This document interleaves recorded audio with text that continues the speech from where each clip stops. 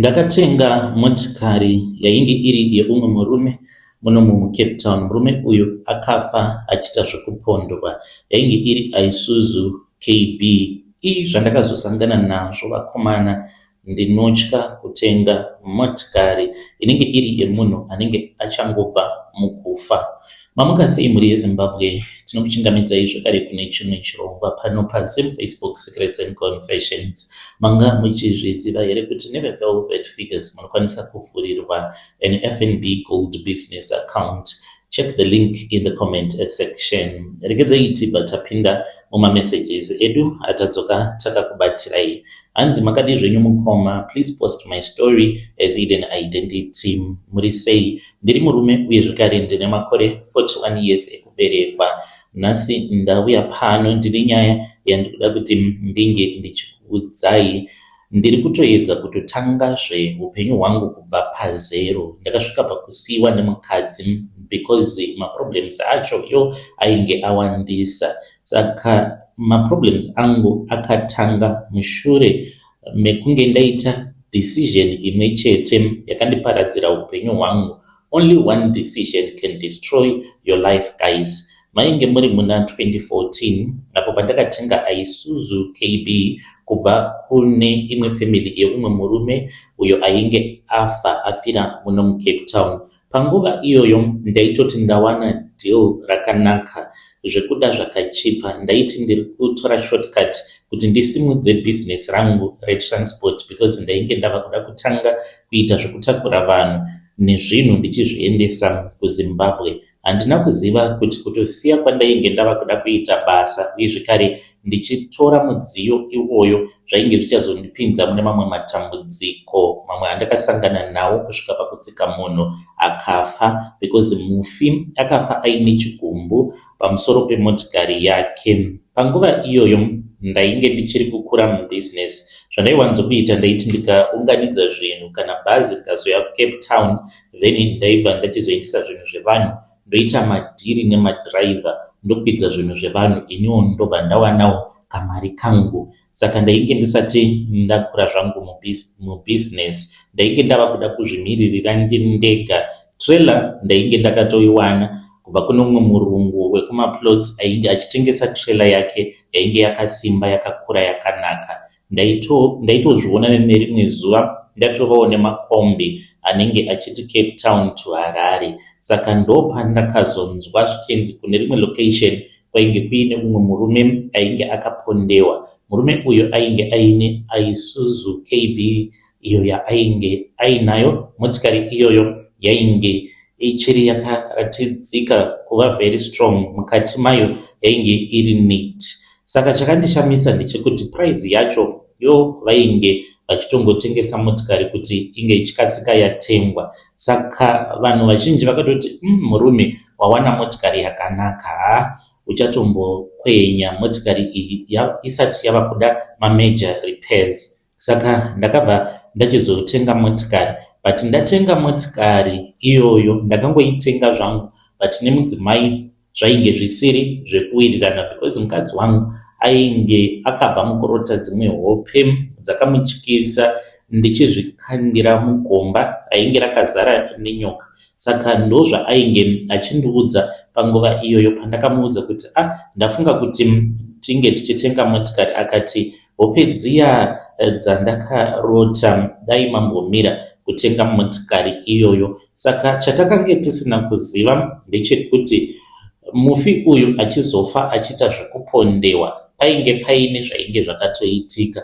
Munhu ainge akatokanganisawo mhiko dzake muuromba hwake ende akazofa achiita zvekupondewa. Saka hama dzake dzainge dzichitozviziva kuti mufi wedu uyu ainge akaromba ende isu hatifaniri kuti tinge tichizokara zvinhu zvake nekuti zvinouya nemhiko. Saka motikari iyoyo kutoitengesa kwavainge vachiita neprice yainge iri pasi, hakuna ainge achida kugara nemotikari iyoyo pamba pake nekuti yainge itori nezvinetswa zvainge zviri pairi. Saka vanhu havazokuudzi kuti mudziyo uyu watiri kutengesa wainge uri wehama yedu iyo yakafa but ainge akaromba. vanongozviudza kuti achazozvionera mberi ikoko. Saka wanguwo mukadzi ainge akaroteswawo naMwari nemidzimu yake kuti mudziyo wamuri kuda kutenga uyu uchakuunzirai maproblems,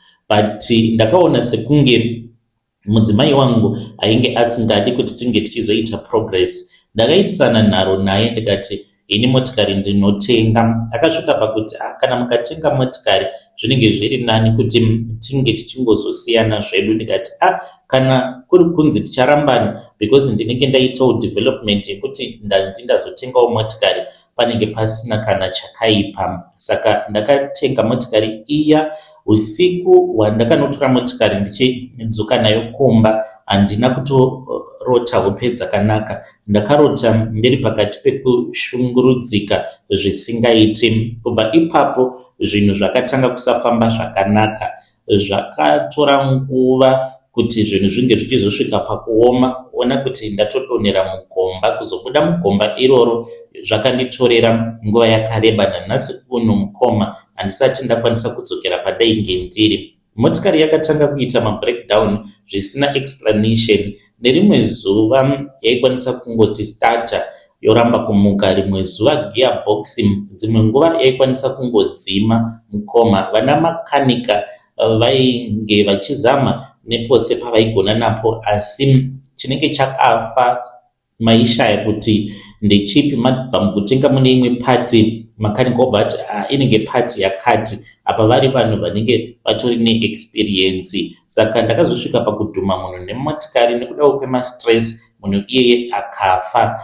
Mukoma kusvika pari nhasi ndiri kungotevererwa nemweya wemunhu iyeye. Kungoti vanhu vemuSouth Africa havangomuki zvine simba. Ndinongomurota dzimwe nguva pano nepapo. Pagore ndinokwanisa kumurota ka1 kana kuti ka2, anongoya kwandiri achichema. Saka mukuzofamba ndakazoti ndafamba ndopandakabva ndachizoudzwawo. Ndakatanga ndaenda kumaprofita ndikati zvimwe kuda maprofita vanoreva nhema. Ndakazoenda kuri kun'anga. Ndaenda kun'anga ndopandakabva ndachizoudzwa kuti muridzi wemotikari yandainge ndakatenga ainge ari munhu ainge akaromba mubusiness rake raainge achiita reconstruction. Ainge akatoromba luck rekuti ange achikasika awana mabasa. Zvinhuwo zvandainge ndisina kunge ndakaziviswawo nehama dzemufi kuti pane chaunofanira kuti unge uchiziva pamotikari. Motikari iyi ine mhiko dzekuti munhu wedu ndiyo motikari yaakaenda nayo kun'anga ikanogadzirwa kuti paanenge achifamba paya because yainge iine branding. Wose anenge aona branding inenge iri pamotikari kana aine marenovations aanenge achida kuti anga achizoitirwa pamba pake obva amufonera. Saka ndina kunge ndakaziva kuti ndo zvainge zviripo. Saka ndakazoenda kwavari ndikati ko imi semusina kundiudza kuti hama yenyu yainge yakaromba. Vakaramba zvavo, but pane umwe akazoya kwandiri akati, Bururu, usaramba wakachengeta motikari iyoyo, kunyangwe chava chimugweje, tengesa kana ne10 rand kana ne1 rand. Ndakasvika pakuzoscrapa motikari iyoyo.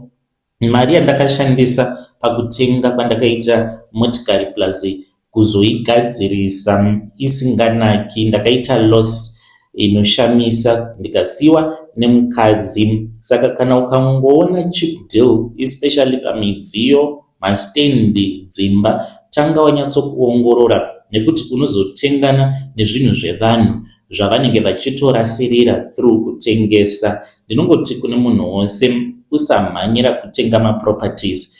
Tanga ongorora, namata zvakadzama usati watenga, nekuti vanhu vanokutengesera zvinhu zvinenge zviine mhiko dzehurombwa mukati. Upenyu hwakazondidzidzisa mukoma, because ndakarasikirwa nemari, business nemarriage. Iko zvino zvendiri kutotanga kutoti 1 upenyu kuita sekunge munhu asina kumbogara akashanda. Nemashandiro andainge ndichiita panguva iyoyo kusvika pari nhasi, ndingadai maybe ndatova kana nemakombi kana 4 or more than that, because ndainge ndiri munhu ainge achishanda ndisingazorori, plus ndainge nditongori nelaki rekuti vanhu vaitongouya kwandiri vachitongobatisa zvinhu zvavo munhu aisarudza kusaenda kubhazi nezvinhu zvake ouya kwandiri ndozoendesa zvinhu zvacho izvozvo kune vebhazi. Muri Zimbabwe ndo meseji iyo yandakatumidzirwa ichibva kuna mukoma vedu. Zvakangooma hazvo vedwe. Kana muinewo ma-life lessons yamunenge muinawo, please bring them to our inbox. Rekedzei tibva taenda panyedu inotevera. Nyedu inotevera yakamira sekudai. Zvakangooma. Pakaipa hanzi mukomana chimurisei zvenyu, please post my story makavigwa chitupa changu. Ndiri mudzimai uye zvekare ndine makore 32 years ekuberekwa. Ndiri muno muJohannesburg. It is a secret yandisingatombodi kuti vanhu vange vachitomboziva nezvayo, asi ndangouyawo kwamuri kuti munge muchizoiverenga nyaya yangu, because ndinotonzwawo kuti ndakaita kuputirwa nerimwe dhimoni panguva iyoyo, dhimoni risingadi chakanaka. Saka ndinoshanda pane imwe restaurant iyi mukoma tinotowanawo zvimari ende titori vanhu vanotowana mari kudarika vamwe vanhu vanoshanda mamwe mabasa. Saka nerimwe gore last year ndakabva ndachizongofunga ndikaenda paFacebook kwava kuenda ndikanotaura nevanhu veDhudhula. Vakandipindura mukoma, vakabva vachizondipa mafoni numbers. Ndikatanga kutaura nevamwe vanhu veDhudhula vanooperator vari munharaunda mandinogara. Handizivi kuti ipapo ndainge ndapindwa nei, kutaura chokwadi handitozivi. Saka ndakataura navo ndokubva ndaudza vanhu veDhudhula ndikati parestaurant apa pandiri kushanda mari haisi kukwanisa kuwedzerwa nemurungu. Vakati why? Ndikabva ndati nekuti ndiri kushanda nemamwe maZimbabwean, vanhu vasina mapepa. Saka vakandibvunza kuti ko iwewe mapepa acho unawo here? Ndikavaudza kuti hongu nditori neresidency yemuno muSouth Africa. Saka handina kumbofunga zvakanyanyisa. Ndakangoti sezvo ndiine permanent resident yemuno muSouth Africa, like I'm considered a South African zvangu nekuda kwestatus yangu, handina kumbofunga zvakadzama panguva iyoyo. Ndakati vanhu veDhudhula ndinokwanisa kuvashandisa kudzingisa mamwe maZimbabwean basa, ndosara ndirini pozotsvakwa mamwe maSouth African. Sezvo ndinenge ndiine ruzivo, ndinobva ndatoitwa manager weparestaurant. Saka ndakabva ndati ngazviitike, ina handina kana problem kana muchiuya uyai zvenyu, nekuti ndine mapepa angu original. Ndakangofungidzira kuti ndichasara ndiri pabasa, vamwe vose vobva vadzingwa nevanhu veDhudhula. Zvakazoitika zvakandishamisa, like pabasa apa hakuna munhu anozviziva kuti ndine permanent residence, it is my secret. Vakazoti vasvika vanhu vaya veDhudhula, I think vakauya vainge vari 8 or 10, I'm not sure. Saka pavakasvika havana kana kuda kutarisa kuti uyo ane mapepa here kana kuti uyo haana. Saka restaurant yakabva yatongovharwa. That moment tikabva tadzingwa tose, takange tiri 8. Mind you, ndachinjawo number, tose tainge tiri maZimbabwean. Handina kana kupiwa chance yekutsanangura kuti mapepa ndinawo, munokwanisa kucheka musystem kuti ndine permanent residence. Saka tikabva tatongonzi kudai panze, vakatinyadzisa, takangotora tumahandbag twedu. I was filled with shock. Ndakazvibvunza kuti saka ipapapa zvandaita kubata vanhu paFacebook kuzotaura navo, ndaifunga kuti chii chichazoitika. Saka mwedzi yakatevera zvinhu zvainge zvakaoma kuti ndichawana basa, ainge ari ma1 apa renti. Ndikabva ndatotangawo kutokumbira help kune vamwewo avo vandainge ndichitoshanda navo, vachitozviona sekunge tose tainge tawirwa nedambudziko rimwe chete. Ndakatanga kuzvidya mwoyo zuva nezuva. Chinhu chaitondirwadza ndechekuti zvese zvainge zvakakonzereswa nedecision yangu yandainge ndakaita iyoyo. Saka chakazoitika, this was after about 3 months, restaurant yakazovhurwa zvekare. Ndikafonerwa kuti tinge tichizoya kuzoshanda zvekare. Ndakashamisika patakadzoka, because vashandi vatsva vaya maSouth African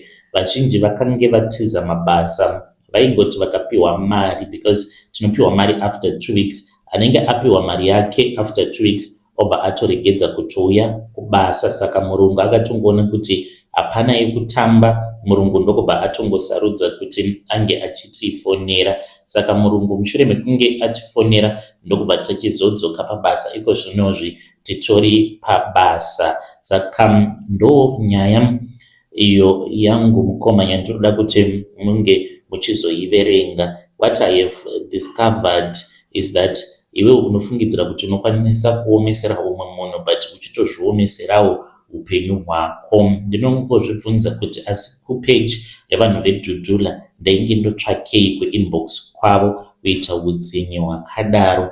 I guess udzinye hwandaida kuti ndinge ndichiitira vamwe vanhu, Mwari vakazongoshandura mwoyo yevanhu veDhudhula zvikabva zvaitika kwandiri. Kusvika pari nhasi ndinonzwa kuti ndichiri ndakaputirwa nemweya iwoyo. Ndinoda kungokuudzai kuti kana ukaitira umwe munhu utsinye ihwohwo unokwanisa kudzoka futi kwauri wakapetwa kana 4 times. Muri yeZimbabwe ndo message iyo yandakatumidzirwa ichibva kuna vanzvadzi vedu. Ngatitaurei navo vanzvadzi vedu ava mucomment section. Zvakangooma hazvo vedu weko izvo zvivindi zvacho zvekuti munotosvika pakutoenda kupage kwavo motovaudza kutoti parestaurant pandinoshanda vachadzoka futi kana vakangoziva kuti makadzokera kubasa. Restaurant iyoyo ichasvika pakuvharwa sezvo muchiti murungu akatombohaya vamwe vemunomo vakaona kuti basa racho rinorwadza rinorema. Vari kuzodzoka futi vachasvika pakuivharisa restaurant iyoyo. Zvakaoma. MaZimbabweni tine zvimwe zvivindi so zvisiri izvo yapakaipa. Regedzai tibva tienda panyedu inotevera. Nyedu inotevera yakamira sekudai so. Hanzi ndiri mukadzi ndine makore 32 years, ndinogara muno muJoburg. This is my secret. Ndakaroorwa nemurume wangu bo zvekuti hapatomborina kana problem. Iye ndiye akatanga kuuya kuno kuSouth Africa, ndokubva achizonditi chiuyai ndikatevera tigere zvedu zvakanaka, but mari dzimwe nguva mukoma hadzibatiki muSouth Africa because murume wangu anotoraramawo nemapeace job. Dzimwe nguva kunenge kwakaoma kusina kana mari, saka marenti, mari dzekuchikoro, tine vana vari kuZimbabwe, chikafu uye zvekare kutumidzirawo vabereki vangu nevake nekuti ndisu mabreadwinner kumadzinza kwatinobva. Saka zvinhu izvi zvinosvika pakuoma. Saka ndakabva ndachizotanga kuwiriranawo neumwe mukadzi pacomplex patinogara. Handina kunge ndakaziva kuti amai ivavo vanoitawo zvekutochekeresa muviri wavo kana murume wavo asipo ari kubasa. Saka nekuda kwekuti ndainge ndikori stuck, ndaigara ndichingomubvunza mukadzi yeye kuti amwe muri kuzvigona sei? Taraona kuti unotofamba neBMW, murume wako anofamba neGD6. Aingoseka zvake achiti isu tiri vesoft life. Hazvechokwadi. Mukadzi iyeye anorarama soft life, manails every week, mawiki awa vanoenda kumaoutings kunodya kuSenton vodzoka kumasuburbs kwatinogara. Saka ndaingomubvunza kuti vamwe mari muri kuiwana kupi? Saka akazondiudza chokwadi akabva ati iwe mari irimo muno muJoburg, iwe unofanira kuti uchingongwara ungozvibvunza kuti saka mari ndingaiwana sei. Saka ndo pandakatanga kuzostada life yake, ndikaona kuti mukadzi uyu anoita zvemujolo utori serious. Anongozviita masikati by 5 anenge atova mumba ava kutobikira murume wake, apa ari very romantic towards murume wake zvekuti murume wacho haana kana chaanombofungidzira. Saka ndakabva ndachizosarudza ndikatanga kuitawo zvemahookups izvi zvandakatanga kuita. Pakutanga ndaitya nekuti ndiri munhu ainge ari very faithful, asi pandakandosangana nomumwe murume kulodge akandipa 700 rand kutongondipa mari after tangurara kawani. Ndikati imari ka iyi. Ndikatanga kukalkulata kuti pazuva kana ndikarara nevarume kana 8, 9 kana kuti 10 zvinenge zvitori bo. Saka ndo mari iyo yandakazotanga kushandisa pamba. Ndikabva ndatanga kuita zvekuruka vanhu musoro but ndezvefake. Saka murume wangu ndinokwanisa kumunyepera kuti nhasi ndaswera ndichiruka vanhu misoro yavo but kunenge kuri kungonyepa zvako mukoma, tinenge tatongoswera tiri kumujolo nefriend yangu. Saka pari zvino vanhu vandinongofambidzana navo vanenge vari vemuno muSouth Africa, pano nepapo, maNigerian, maZimbabwean handibati. Nditori mune rimwe gurupu iri rakazara nevakadzi maSouth African vanotoita zvedating chete. Ndinotoshandisa ghost account panapa paFacebook so that vanhu vasazondiziva. Kana mafambiro, mupfekero vandinoita, unotokwanisa kufungidzira kuti uyu ndewe muno muSouth Africa.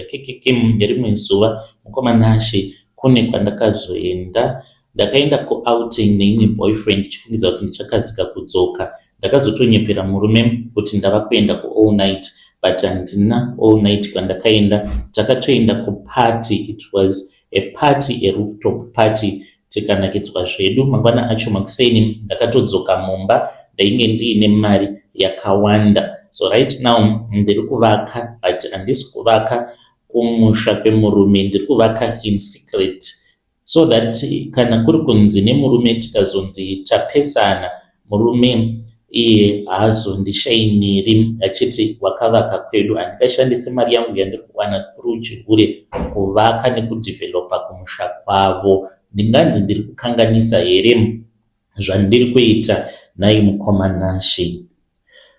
Muri yeZimbabwe ndo message iyo yandakatumidzirwa ichibva kuna vahanzvadzi vedu. Ngatitaurei navo mucomment section. Hanzi ndiri kukanganisa here? Kana makatochata muri kuita adultery muri pa murume wenyu, kana mukazobayiwa nemapanga muripo kumujolo ikoko, munozoita sei? Ngatitaurei navo vahanzvadzi vedu ava mucomment section. Zvakangoma hazvo veduwe, hanzi ndo zviripo yapakaipa. Regedzai tibva taenda panyedu inotevera. Hanzi mukoma muri sei? Ininiwo ndiri maid, ndakaronga nomumwe musikana akabva achizonditiza. Ndinonzwa kurwadziwa, but itori secret. Handizivi kuti ndotangira papi. Ndinotozeza kutonyora izvi. Please promise me kuti you are not going to expose me, because ndinokwanisa kuzosungwa. Saka ndinongonzwa muchiverenga nyaya dzimwe dzinotyisa. I guess maybe I can trust you kuti hamuzondirasisi mukataura zvakawanda zvinhu zvandichazokuudzaiwo zvamusingafaniri kuti munge muchizopublicize about me, upenyu hwangu, kukura kwandakaita nezvimwewo zvandava kuita muno muHarare zvingatovhundutsa vamwe vanhu about my sexuality. Ndiri mukadzi, ndiri makore 27 years, uye zvekare ndine mwana mumwe chete. Ndakamitiswawo ndikarambwa. Mukoma zvakandirwadza, zvakazondipa pfungwa dzekuti ndinge ndichizotanga kushanda as a maid. Saka pandakatanga kushanda as a maid kudaro, ndakazoitawo rombo rakanaka, ndikazosvika pakuzosangana namadha vandinoshandira. Handingatauri hangu kuti takasangana sei, because madziro ane nzeve. Saka madha ava ivo munhu ane mabusinesses ake akati one day. Saka ndakazosangana naRudo uyo ainge agara achivashandira. Saka Rudo uyo ainge achishanda kushopu. Achishanda kushopu ikoko ndiye aitombochengeteswa mari, because vaivimba naye. Nerimwe zuva takati tiri kushopu, because ndainge nditori paoff day, ndaiwanzokuenda kwaari Rudo uyu. Pane zvaiitika pakati pangu naye zvandichazokutsanangurirai, asi musazoverenga nyaya iyoyo, so that munge muchizounderstanda kuti sei akazovimba neni iniwo ndichivimba naye.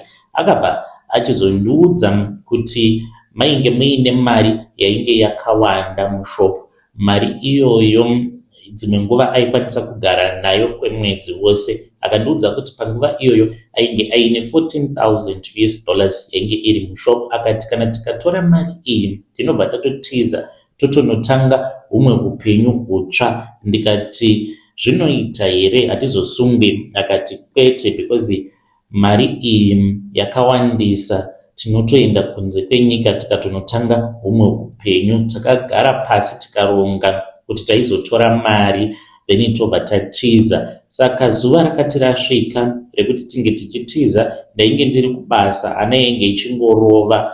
Ndakange ndisingade kuita izvozvo. Plani yekuti Rudo ndiye ainge achazotora mari, inini ndomumirira, tobva tabuda tose. Akatoti ainge achauya kuzonditora, saka ndikamirira, asi Rudo haana kuuya kuzonditora. Apa foni ainge ati usatomgondifonera because panokwanisa kuzoita suspect.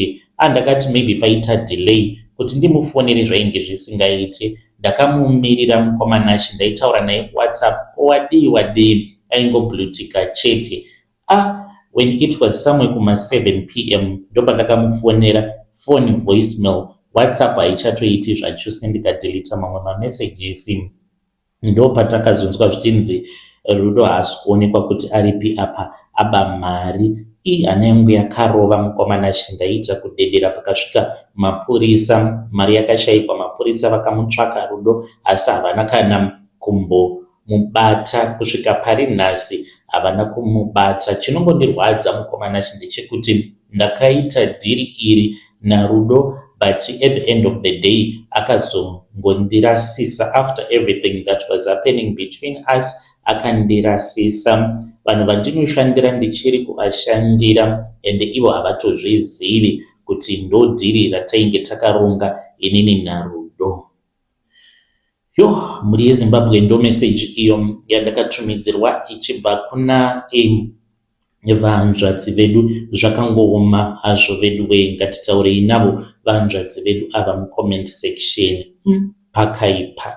Regedzei tibva taenda panyedu inotevera. Hanzi ndainge ndimbori mupfumi muUK, but iko zvinozvi ndiri kurarama on state welfare. Ukaita mistake iyi uchafa uri murombo. Ndiri murume, ndine makore 62, ndiri mugari wemuno muUK. Ndinotogarawo in a small council flat, kurarama nestate welfare. Handichashandi, handina mhuri, handina mari, handina munhu ari pedyo neni. Vana vangu vakaenda kuAustralia nemudzimai after the divorce. Hama dzangu dzakazotongondisiya ndiri ndega.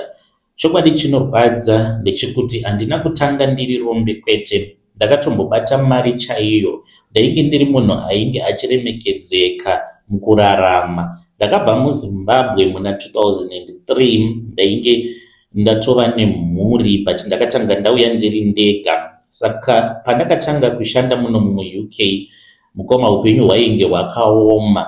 Ndakasvika pakuzoita lucky ndikavhura a cleaning company. Ipapo ndo pandakatanga kubata mari. Ndakatenga mavheni maviri, ndaita mari yakawandisa kusvika ndazova nevashandi vakawanda. Saka chandakazoita chakazondikanganisira upenyu. Pandakadzoka kuZimbabwe painge pasati pava nenguva yakareba ndisati ndatanga kuita mari muUK.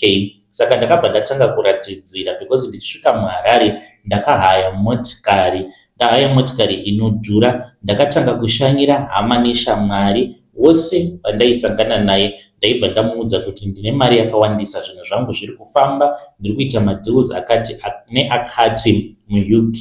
Saka ndaikweretwa mari nevanhu vakasiyana siyana, mumwe achingondikumbirawo mari yedrink. Zvinova zvinhu zvinonetsa, because handizivi kuti akazondigadzira ndiani. But mukufamba ndakatiudzwa kuti pane munhu akandikumbira mari, akandigadzirira mari yangu kuti zvinhu zvinge zvichizooma. Pandakadzoka kunoku kuUK, zvinhu zvakabva zvaoma panguva imwe chete. Macontract angu akamiswa, mabusinesses angu mukoma akangodhakwa, motikari dzangu dzaingogara dzakafa. Ndakaita imwe bad luck kusvika ndichizodivorsa nemukadzi wangu. By the time pandakazoti ndava kuda kusimuka zvekare ndikabroka, ipapo ndo pandakabva ndachizotanga kurwara nekensa. Kusvika pari nhasi ndingori nekensa. Mukadzi akandisiya akaenda nevana zvake. Iko zvinozvi ndine 62, kurarama munhu uri pastate welfare. Mistake yandakaita ndeyekuti ndakaudza vanhu nezvekubudirira kwangu.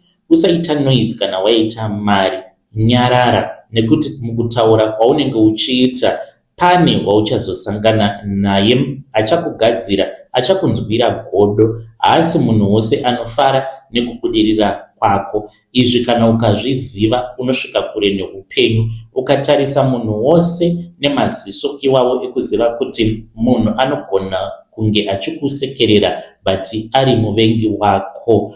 unosvika kure neupenyu. Kana wava kubudirira, chengetedza success yako. Never celebrate out in the open, because vakawanda varipo vakamirira kukudonhedza chete. Izvi ndakazvidzidza late, but nhasi uno ndikuda kudzidzisa umwe munhu chidzidzo ichi, zvimwe kuda unenge wava pedyo nekuwana breakthrough muupenyu hwako.